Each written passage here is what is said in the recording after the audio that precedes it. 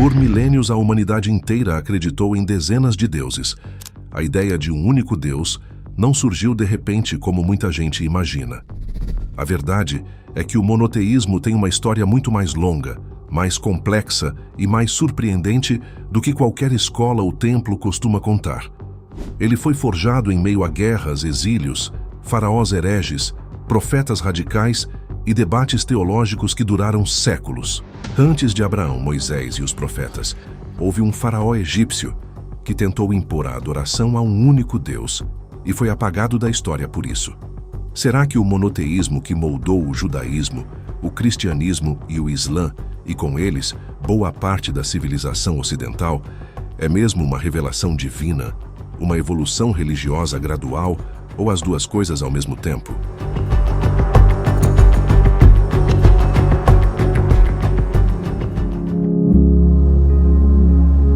Imagine acordar num mundo onde cada chuva tem um nome, cada colheita tem um dono divino e cada cidade tem seu próprio Deus protetor.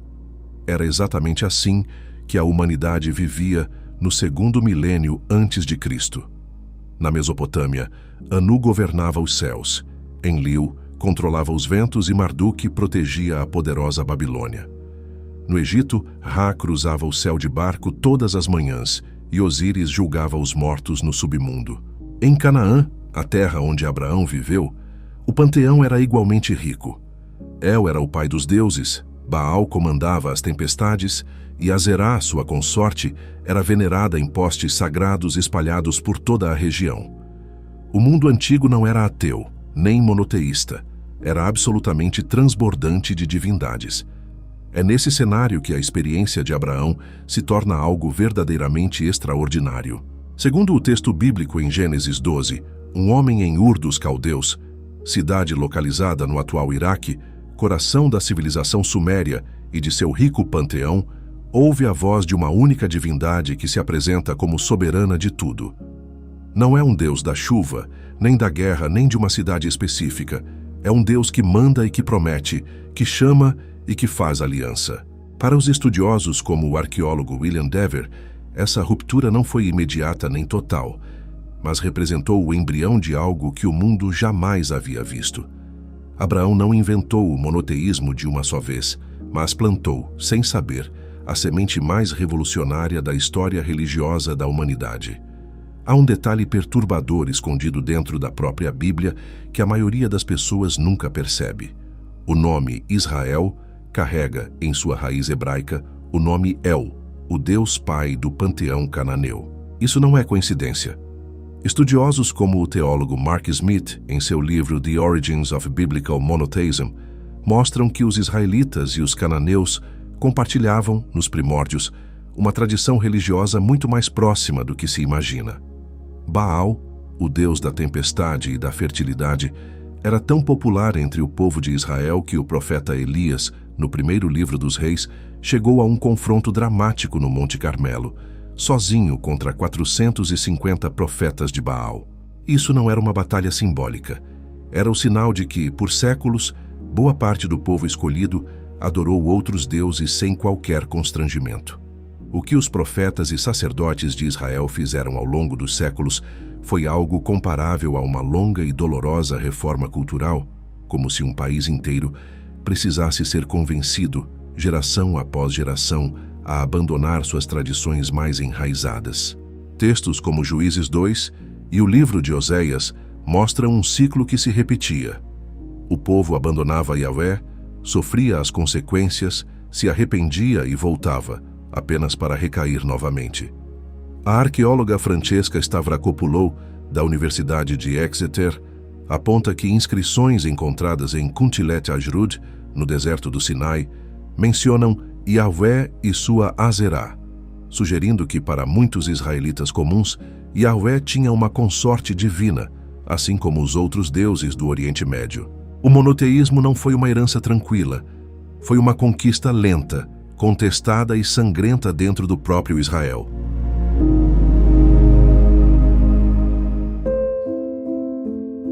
Por volta de 1350 a.C., um faraó fez algo que nenhum governante egípcio jamais havia ousado. Fechou os templos, demitiu os sacerdotes, apagou os nomes dos outros deuses das paredes e declarou que apenas Aton, o disco solar, merecia adoração. Seu nome original era Amenófis IV, mas ele próprio o trocou para Akhenaton, que significa servo de Aton. Construiu uma cidade inteira do zero, chamada Akhetaton, hoje conhecida como Amarna, para ser o centro exclusivo desse novo culto. O historiador Jan Assmann, em seu livro Moses the Egyptian, descreve essa revolução como o primeiro monoteísmo político da história, não uma evolução espiritual gradual, mas um decreto imposto de cima para baixo, com força de Estado. Era uma ruptura tão violenta com a tradição que, após a morte de Akhenaton, seus sucessores destruíram sistematicamente sua memória, seus monumentos e até seu nome, tentando apagar da história aquilo que consideravam uma heresia inaceitável. A pergunta que intriga arqueólogos e teólogos há décadas é inevitável. Teria Moisés, criado segundo a tradição bíblica na própria corte egípcia, sido influenciado por esse legado esquecido?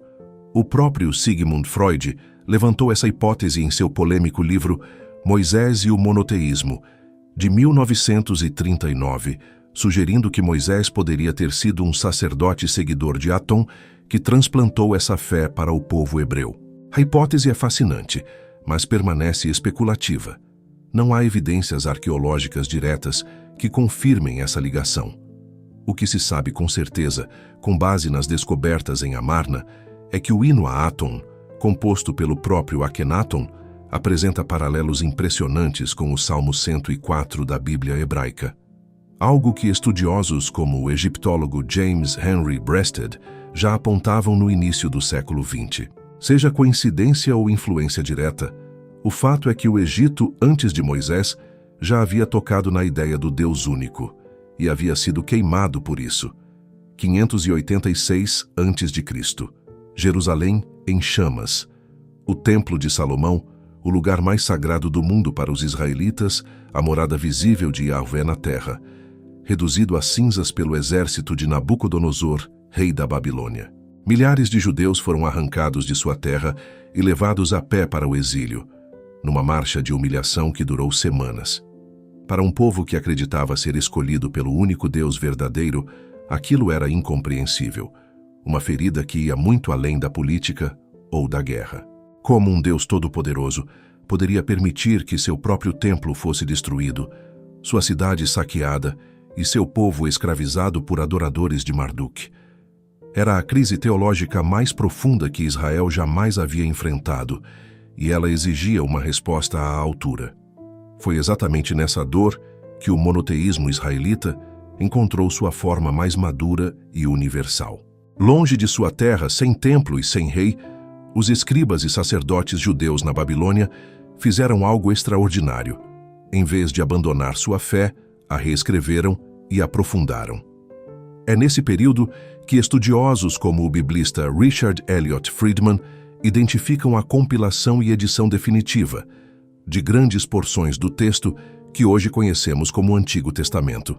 O Deutero Isaías, a segunda parte do livro de Isaías escrita durante o exílio, proclama com uma clareza jamais vista antes: Eu sou o primeiro e o último, e além de mim não há Deus. Isaías 44, versículo 6. Não era mais um Deus tribal ligado a um território ou a um templo.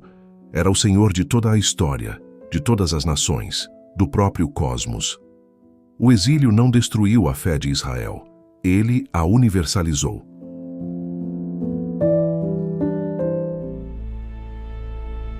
Uma sarça que arde sem se consumir.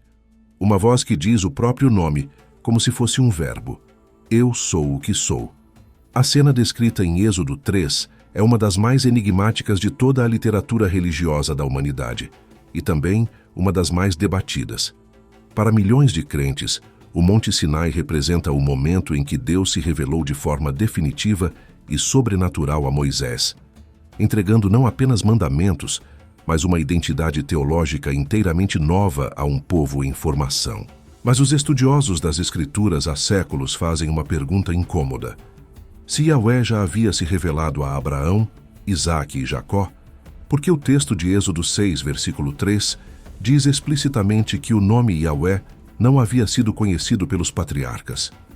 Essa tensão interna no próprio texto bíblico sugere que a compreensão de Deus foi se aprofundando ao longo do tempo, camada por camada, geração por geração.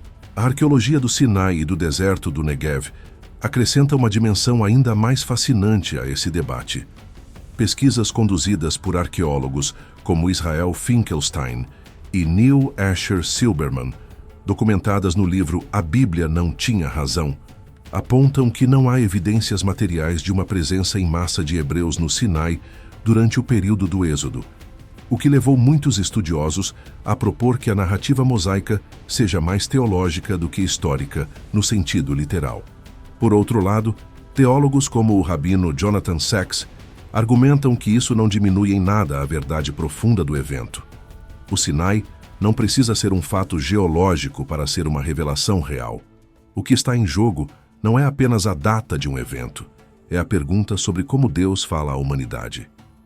Eles não eram figuras tranquilas em mantos brancos, falando suavemente em sinagogas. Os profetas de Israel eram homens inconvenientes, radicais e frequentemente odiados.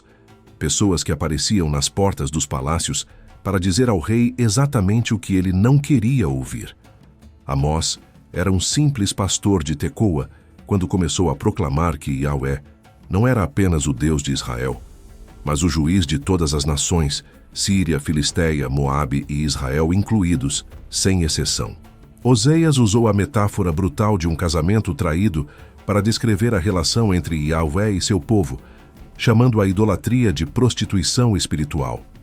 Isaías, no século VIII a.C., foi ainda mais longe. Declarou que os ídolos de madeira e prata não eram apenas falsos. Eram ridículos, objetos fabricados por mãos humanas que não podiam ver, ouvir nem salvar ninguém. Nenhum deus do panteão cananeu ou mesopotâmico havia sido desafiado com tamanha ferocidade intelectual e moral. O que torna os profetas únicos na história das religiões é que eles não apenas falaram sobre Deus, eles redesenharam completamente o conceito do que Deus é. Jeremias, escrevendo durante a agonia da queda de Jerusalém, proclamou algo que soava absurdo para seus contemporâneos. Yahvé não estava sendo derrotado pelos deuses da Babilônia. Estava usando a Babilônia como instrumento de seu próprio julgamento. O teólogo Walter Brueggemann, em seu clássico The Prophetic Imagination, descreve os profetas como criadores de uma consciência alternativa, pessoas que se recusavam a aceitar que o poder dos impérios fosse a última palavra da história. Para eles, havia uma realidade mais profunda, mais permanente e mais verdadeira do que qualquer trono humano. Essa ideia de um Deus que transcende fronteiras, etnias e templos foi a contribuição mais explosiva que Israel deu ao mundo, e ela veio não dos reis ou dos sacerdotes, mas dos que foram perseguidos por dizê-la em voz alta.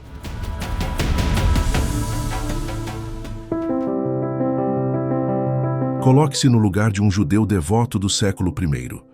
Você cresceu ouvindo o Shema. Ouça, ó Israel, o Senhor nosso Deus, o Senhor é um. Desde criança, repetindo essa frase como a verdade mais sagrada do universo. E então, aparece um grupo de galileus pobres afirmando que Jesus de Nazaré, um homem que comeu, dormiu e morreu numa cruz, era de alguma forma divino, e que havia também um Espírito Santo que agia no mundo com a mesma autoridade de Deus. Para os judeus tradicionais, aquilo soava como politeísmo puro e simples, uma traição ao legado de Abraão e Moisés. A tensão era real e explosiva. Os primeiros cristãos eram, em sua esmagadora maioria, judeus monoteístas que precisavam explicar, sem abandonar o Deus único, como Jesus cabia nessa equação. Foi esse problema teológico sem precedentes que gerou 3 séculos de debates, perseguições e concílios que definiram o curso do mundo ocidental.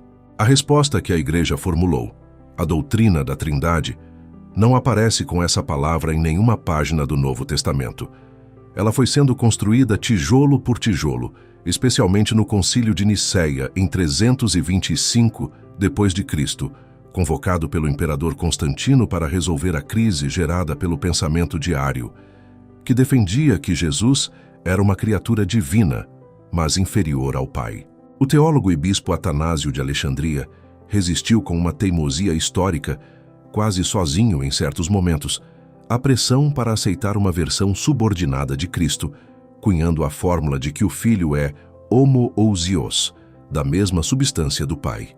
O historiador Diarmaid MacCulloch, em sua monumental obra Uma História do Cristianismo, descreve Nicéia não como o fim do debate, mas como o começo de uma conversa que durou séculos. O monoteísmo não foi abandonado pelo cristianismo, foi reinterpretado de uma forma que o próprio Abraão jamais poderia ter imaginado, mas que seus herdeiros espirituais consideraram não apenas possível, mas necessária. Pense por um momento no que significa viver num mundo politeísta. Se cada povo tem seu Deus, cada Deus tem seu povo. E a consequência lógica é que não existe uma verdade universal. Não existe uma lei moral que valha para todos. Não existe uma dignidade humana que transcenda fronteiras étnicas ou sociais. No mundo greco-romano, por exemplo, a escravidão era considerada natural e até filosoficamente justificável. Aristóteles a defendeu com argumentos racionais. Os deuses olímpicos não se importavam com os escravos. Eles eram divindades caprichosas, tribais e moralmente ambíguas, tão ciumentas e violentas quanto os humanos que as adoravam. Foi o monoteísmo, especialmente em sua versão judaica e depois cristã, que introduziu no mundo a ideia perturbadora e revolucionária de que todo ser humano, sem exceção, é feito à imagem de um único Deus. Essa frase do Gênesis capítulo 1, versículo 27, é talvez a declaração de direitos humanos mais antiga da história. O impacto dessa ideia se espalhou por cada camada da civilização ocidental de formas que raramente reconhecemos no cotidiano. A noção de que existe uma lei moral universal, acima dos reis, dos impérios e das culturas, é o fundamento invisível dos direitos humanos modernos, do Estado de Direito e até da própria ciência, que nasceu na Europa cristã medieval com a convicção de que um Deus racional havia criado um universo racional e compreensível. O filósofo Jürgen Habermas, ele próprio não religioso, reconheceu publicamente que conceitos como igualdade, dignidade e responsabilidade moral têm raízes inegavelmente monoteístas. Entender como o monoteísmo surgiu não é um exercício de arqueologia religiosa, é entender o DNA oculto da civilização que produziu hospitais, universidades, abolicionismo e declarações de direitos. A ideia de um único Deus não apenas explicou o mundo, ela o transformou de dentro para fora, de uma forma que ainda sentimos hoje em cada lei, em cada tribunal e em cada vez que alguém diz, com convicção, que todo ser humano tem valor.